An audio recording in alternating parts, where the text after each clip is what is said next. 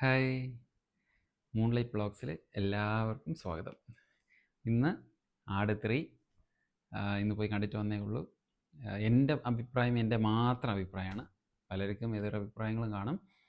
നല്ലൊരു മൂവിയാണ്. കാരണം എനിക്ക് നല്ലൊരു ടൈം പാസ് മൂവിയാണ്.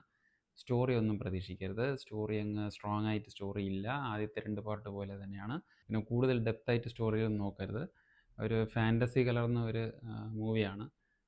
തേർഡ് ഇൻസ്റ്റാൾമെൻറ്റ് കുറച്ചുകൂടെ ഡയറക്ഷനും കുറച്ചുകൂടെ നല്ലൊരു ക്ലൈമാക്സും ആവാമായിരുന്നു. എന്നാലും പടം ഒരിക്കലും ബോറടിക്കത്തില്ല. നമ്മൾ 10-300 രൂപ കൊടുത്ത് സിനിമ കാണുവാണെങ്കിൽ കൊടുക്കുന്ന പൈസ ഒരിക്കലും വേസ്റ്റ് ആവത്തില്ല.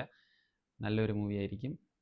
സിനിമയ്ക്ക് പോകണോ വേണ്ടിയോ അതല്ലെങ്കിൽ പോകാനായിട്ട് ബുക്ക് ചെയ്തിട്ടുണ്ടെങ്കിൽ ഓക്കെയാണെന്നേ ഞാൻ പറയത്തുള്ളൂ. എനിക്കിഷ്ടപ്പെട്ടു. ഞാൻ കുറേ ചിരിച്ചു. Theatre full ചിരിച്ചായിരുന്നു.